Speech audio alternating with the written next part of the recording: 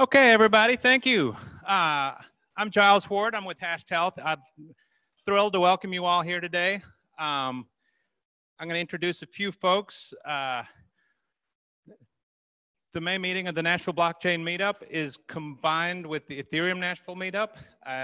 We're pretty fired up to do that, but it's all part of bringing this community together and keeping people focused on growing the whole bang. So first, I want to thank some of our sponsors. We've got BTC Media, one of the founding sponsors, Frost Brown Todd back.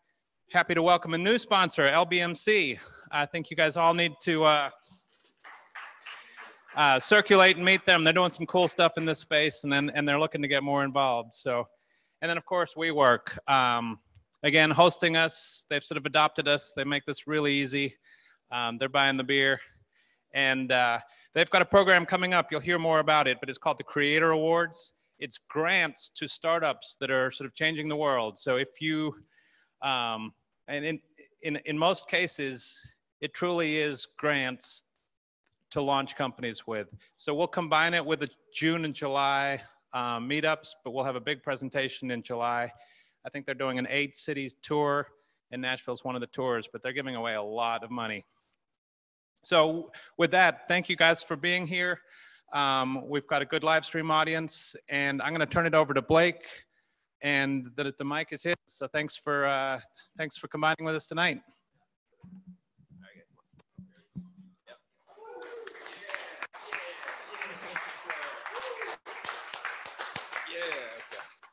Guys, thanks for coming, first of all. The Ethereum Meetup, and we've got our co-founders or co-organizers here. My name is Blake Peterson. Chris Ely. And I'm Dion. First of all, thanks for coming. Have an awesome presentation from Radar Relay.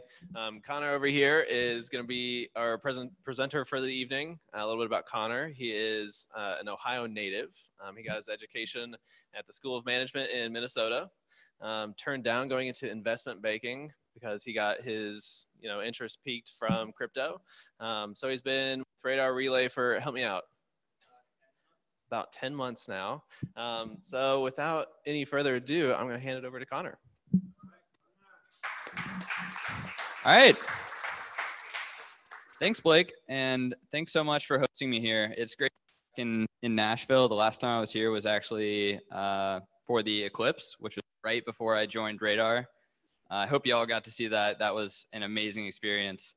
So I'm going to talk a little bit about the differences between exchange architectures and what some pros and cons of each of those might be. And then I'll tell you a little bit about Radar Relay in particular, what the 0x protocol is and why we're built on it, as well as what we think of decentralized exchange is going to look like. So I'm sure if I took a poll and asked you what exchanges that you've traded on, I'd probably get a lot of Coinbases, Geminis, Binances, yeah, Mt. Gox. I'll get into that a bit later, but that's a good point. So these centralized exchanges are great because they're really quick to execute trades, and the UI UX is generally pretty good, but they also come with a great deal of risks. So even in the past 6 months, I believe, we've seen 2 really high profile hacks, CoinCheck and BitGrail.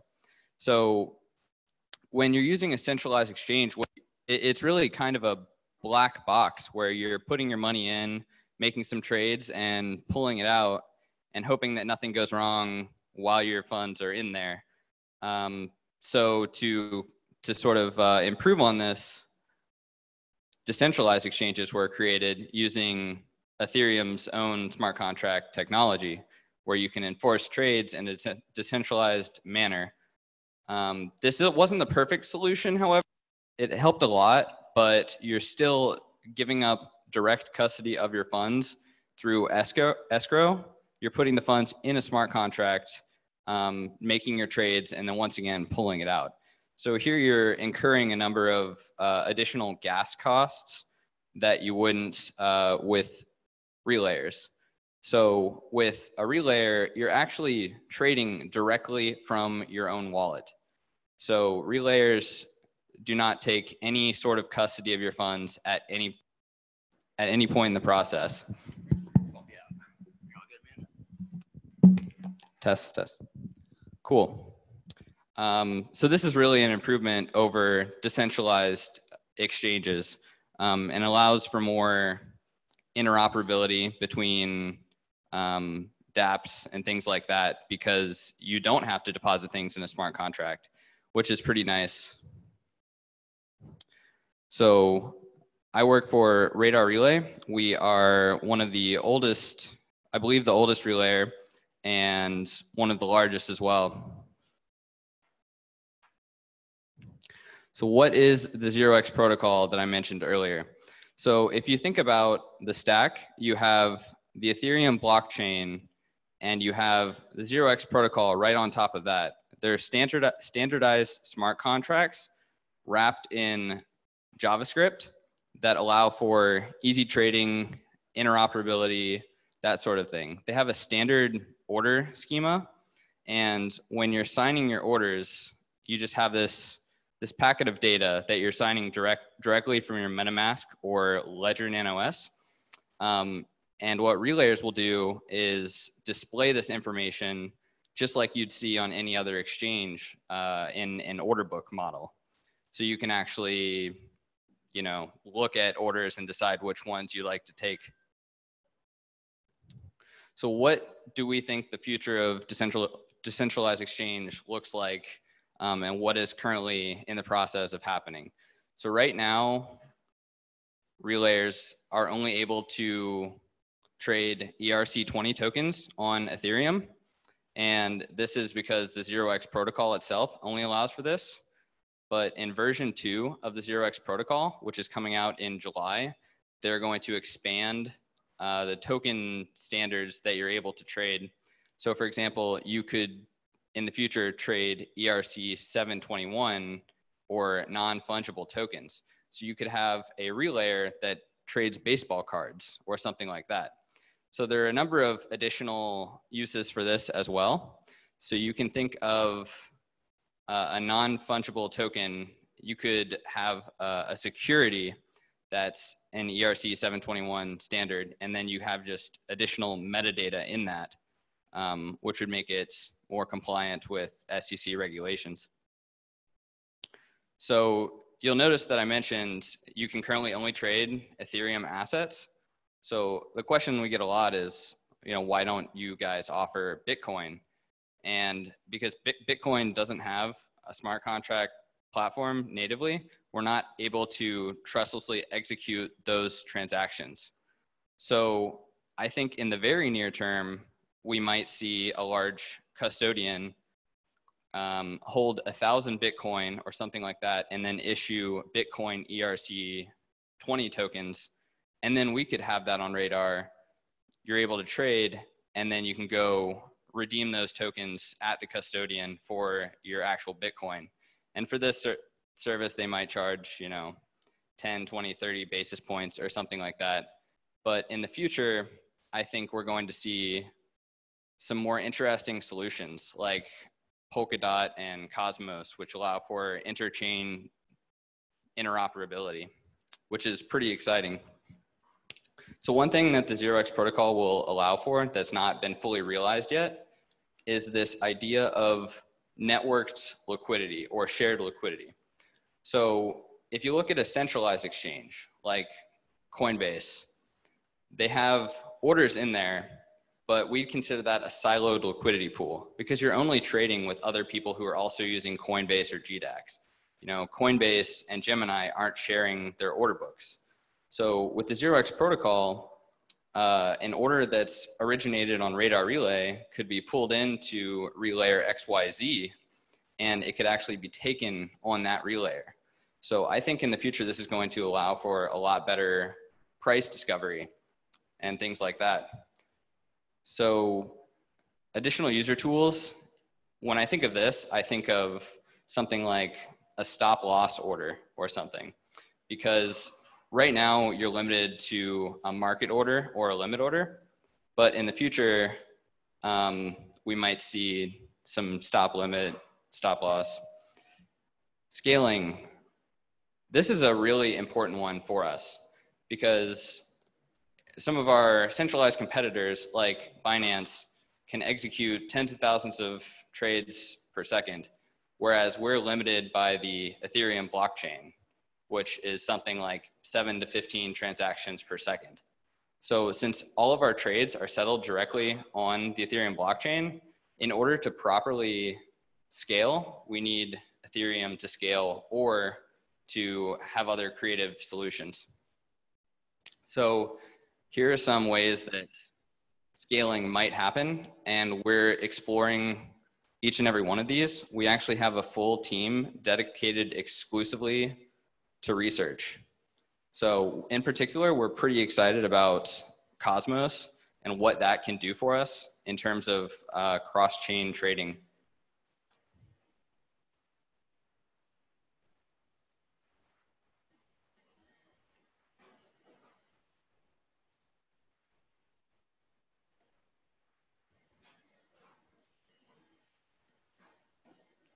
In the meantime, does anyone have any questions on that?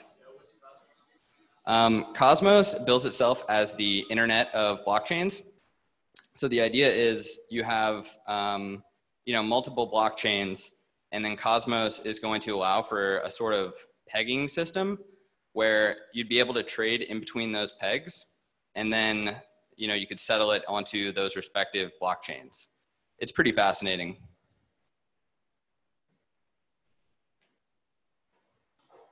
Yes.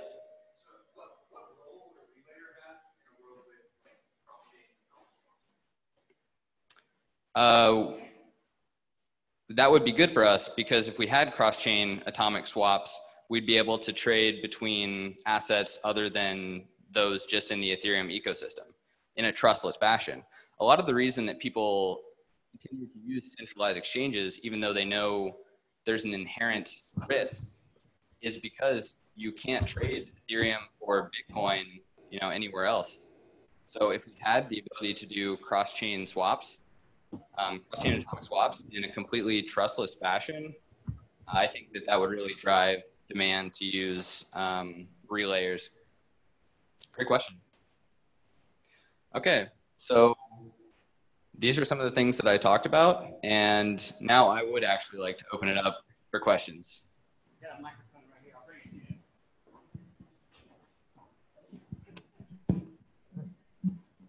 you. So my understanding that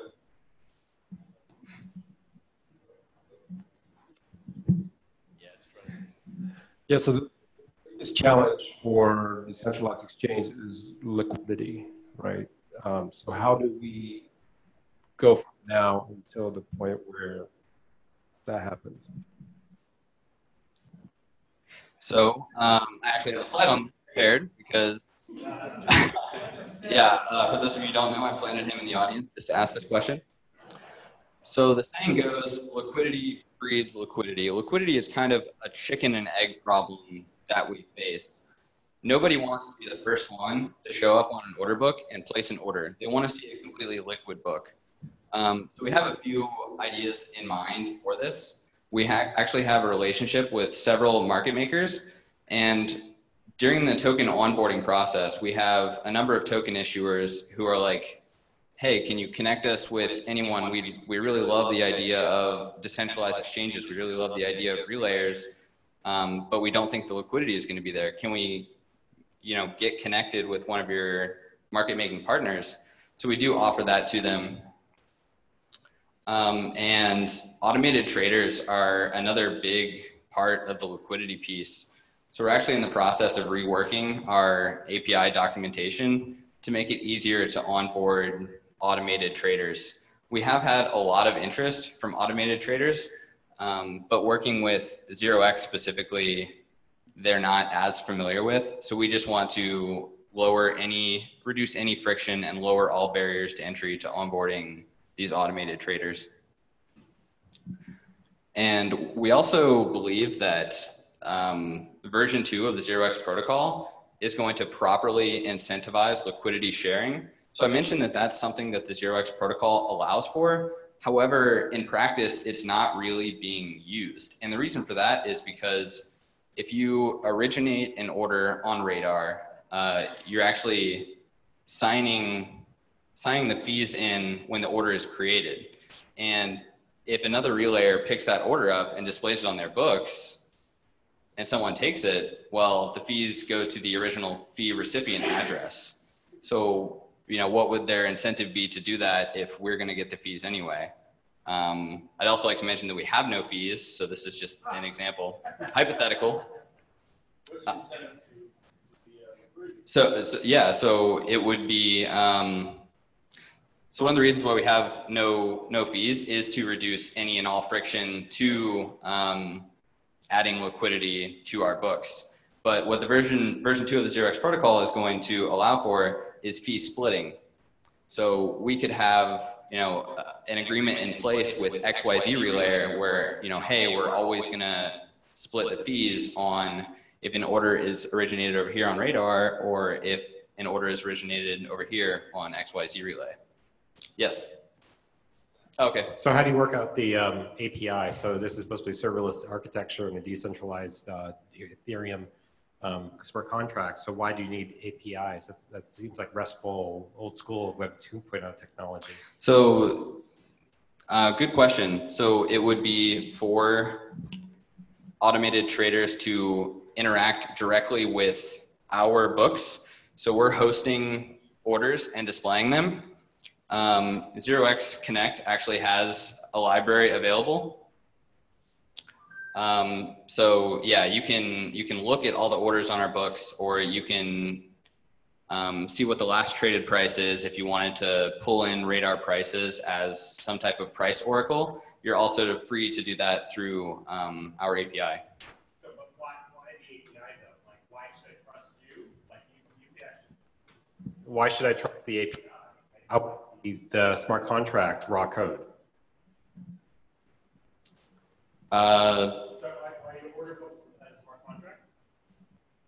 So our order books are really just displaying packets of 0x order schema that are signed by the users, and we're just displaying that to you and serving that to you. So in the future, when we turn on fees, if we're taking a fee, it's not because, you know, we match the order or anything. It's because we're providing this service of a UI, UX. I can see that that's not satisfactory. No, totally not. So the issue is like, all right, so how do I want to see the order book. Why should I trust your API? You can also go to app.radarrelay.com and view it with your own eyes. No. So I need to see either the gossip protocol or the smart contract that is the raw data that means that I can trust you. And I want to see the signatures of, otherwise you could be faking the books. You can actually be moving the market with the fake signatures from random users that you created. And so the entire point of decentralized exchanges are that it's totally transparent and the order book is there. So if you have an API, says you, sure, okay, but you have some great orders, they're moving the market up, someone's making money. This is how Coinbase got in trouble with Bitcoin Cash. Yeah, why don't I connect with you after this and I can give you my card and then we can get an answer for you. I've got an easy question. So anonymity, I know a lot of people use BitShares, for instance, as a decentralized exchange. They like the anonymity factor, or they could use it anonymously. Where do you guys stand there? So Radar Relay has no accounts, no signups, no KYC, no AML, because we're not actually facilitating any of these trades. We're just displaying the orders that users have signed, and they're executing them amongst themselves, and they're then settled on the Ethereum blockchain. Follow-up question then, as far as a person's tax liability, would that allow them theoretically to? No. Well, I'm just pay curious. Your taxes. I'm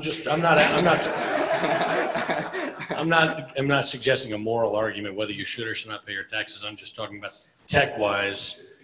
Does that allow a person to trade and have their trades be completely anonymous? That such that no one else can see them, or that there's not another source that's turning that information into a governing body? So with Radar Relay, it is anonymous, but if you are trading with any type of fiat on-ramp or off-ramp that requires KYC, it's really pseudo-anonymous, because if you're sending money to an address, it's pretty easy just to follow that trail with a completely public, open, auditable blockchain. So that's the answer I typically give people. Good question. Yes. So prices are going to lag behind, right? If you have 15 requests per second and other exchanges have hundreds of requests per second. So how are you going to deal with like isn't there going to be a severe issue of arbitrage going on? So we see a big use case right now of Radar Relay for arbitrage. If prices fall too much outside of centralized exchanges, people will arbit, and they've actually set up bots with our API docs in order to do this. What I definitely recommend checking out is Will Warren, the CEO of the 0x protocol, actually has I believe, 2-part series on front running and the perils of virtual settlement, which I think I found personally very interesting, and I would recommend a deep dive into that as well. If any of you listen to Unchained, Laura Shin's podcast, Will was also on there fairly recently. I listened to that on the drive out here, so I definitely recommend giving that one a listen as well.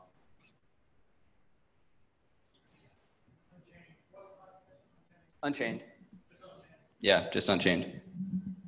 So you said you're built on the 0x protocol, correct? Correct.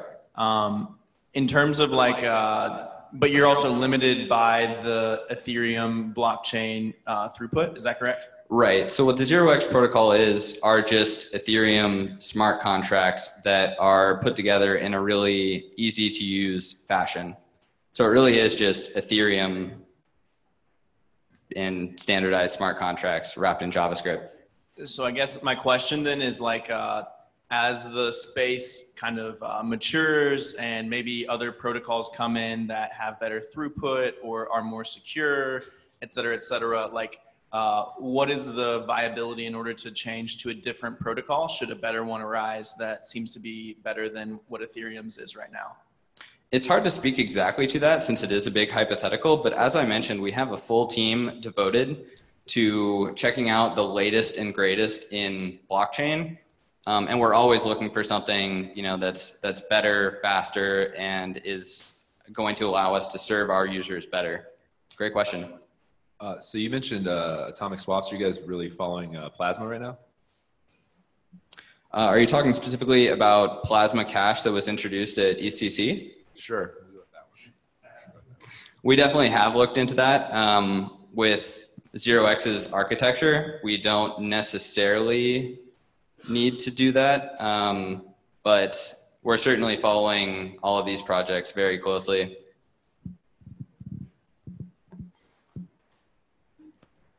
Is there any differentiator among players? So like we just saw Paradex get bought by Coinbase today. Is there any real difference between Paradex or Radar Relay or any of the other relayers?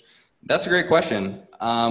Beyond the UI UX, which is a pretty key differentiator between relayers, one thing that I would note that differentiates us from Paradex is that Paradex actually uses a matching model where they sort of have a matching engine of sorts where they're the taker on both sides of the order.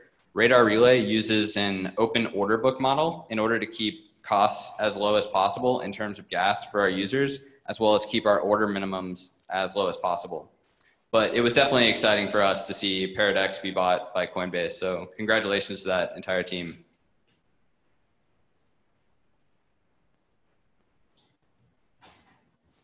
I have a new question. Okay.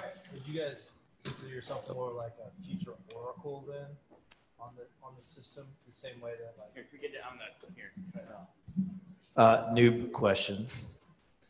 Is Radar more or less an oracle for those who are making trades on the system? Whether it's Ethereum or like you were saying, any other block that you guys decided to build on? So when I think of the term oracle, I think of pulling in information from some type of source. So we could be a price oracle if you wanted to see, you know, what was the last traded price of XYZ token or something. And you could use us as an oracle through our API. I wouldn't say that's our primary purpose, but that is certainly something that you could do with Radar. So it's a use case. Yes, it is a use case. It's not the primary one though. So yeah, definitely. And just follow up, how is that better than, to follow up, how would that be better than the decentralized market? Say something like what AirSwap.io is doing. Yeah, so AirSwap is a negotiation platform, and they're doing it a bit differently than we are. For example, the AST token is not used to pay fees. What happens is a certain number of AST are locked up when a trade is executed. I believe it's for 7 days. So the tokenomics model of AirSwap is certainly very interesting, but the way that we execute trades is a bit differently. I think AirSwap is targeted more towards what will eventually be institutional traders rather than retail traders, just because of its architecture, where it's more for kind of pre-negotiated trades rather than displaying an order book like we do. Do you have any plans to utilize the 0x token at all? So 0x, the ZRX token, is first and foremost a governance token. So the reason that, Will Warren said this, the reason that 0x is currently required to pay fees on relayers is because he wanted to properly align the incentives. So as a governance token, relayers are incentivized to have a stake in the governance of future protocol developments, whereas users might not be, or it might be a slight inconvenience for them to hold that token. So he really wanted a way to match it up where it's not just the relayers that are deciding future features added to the protocol, and the users are able to have some say as well. So definitely the governance piece is the thing that we're certainly most excited about.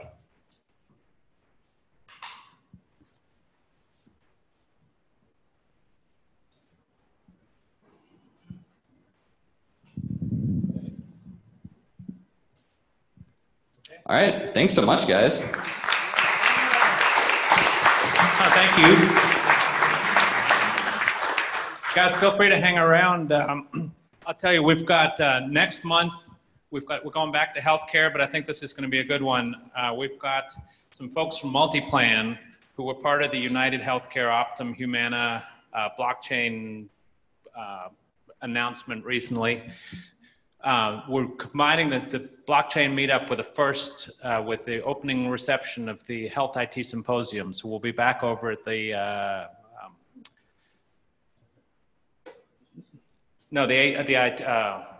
Nashville Tech Council. So and we'll have we'll pull a provider onto that, but Multiplan's going to make they're making big waves. So, and then after that, we'll be back here. Ujo's coming down. We're going to do a music-focused meetup, and it's going to. We're going to pull in a Nashville music blockchain company, and then Ujo's coming down from New York just to do the meetup. So I think it'll be a big one, and I think we'll see some new faces. But Blake, thank you. This was great. Thank you all for showing up. One thing real quick. So the Ethereum Meetup, we've got a couple of folks that are interested in doing some work behind a hackathon. I wanted to just poll the audience real quick. If there was a Nashville hackathon here, would you like to get involved? Well, I've got a couple. Sweet. Reach out to us. The idea here is we're really early, so we're not looking at anything in the next month or two, but wanted to put that plug out there. We've got developer lunch coming up in the first week of June. Love to see you guys there. These are really informal style meetups that happen at the farmer's market. It's a great way for us to meet you guys. Lots of familiar faces that I see at a lot of the meetups, but I want to know you at a more personal level than that, know what projects you're working on, where you work here in town, etc. So got to meet with Mark last time. That was really awesome. Any other questions for us or for Connor? What's the best way to get in touch with Ooh, yeah. So question was best way to get in touch for the hackathon. If you want to post to the meetup, hey, I'm interested. We'll be posting some of the links, like the Unchained and the other articles that Connor mentioned. If you want to reply in there, we'll start a discussion and we'll go from there. Yeah. The Tuesday night weekly Bitcoins and beer at the Village Pub. You show up Tuesday night from 7 to 10 each week. Do we have to drink beer or can we just hang out? It's a good question. Yeah. Yeah, Harrison. Just following kind of John's informal plug. We're working with BTC Media based here in Nashville, and we do the distributed conference series. So Distributed Health's coming up in November 5th and 6th, and we do that with Hash Health. Just another quick plug. Our big first annual flagship event is in San Francisco this July, July 19th, 20. It's a Thursday, Friday. It's going to be a great event. We have Wan Chong out of Shanghai co-hosting with us, potentially a great, well-known co-host coming in as well. So I think it's going to be a great program. We're here part of the meetup, and we'll have probably a Nashville-centric discount code, but kind of a save the date, and Coin back there has some cards in the back as well, if interested. So actually, I just registered for a set, and there's one ticket left at $300. It might still be there. I'm pretty sure it's not. We're on email marketing trying to get people to buy tickets. So today we did a quick flash sale. There might be a $300 ticket still available right now. Not to be the scammy, chilly person ever, but yeah. John started it. Yeah, yeah. I would say for all these plugs and callouts too, like we've got 100 plus folks that RSVP'd. So between the Nashville meetup and the Nashville blockchain meetup and the Ethereum meetup, if we can get some of these posted there for all the folks that couldn't make it, valuable information. Anything else? And the slides. And the slides. Can we get those? I'll have to check. We'll have to check. Maybe. Strong maybe. Alrighty, guys. Feel free to continue to network. We'll be here for a little while longer. Sure. We'll be here for a little while longer. Again, thanks to Prosper and Todd, BTC, WeWork, and our new sponsor, LBMC.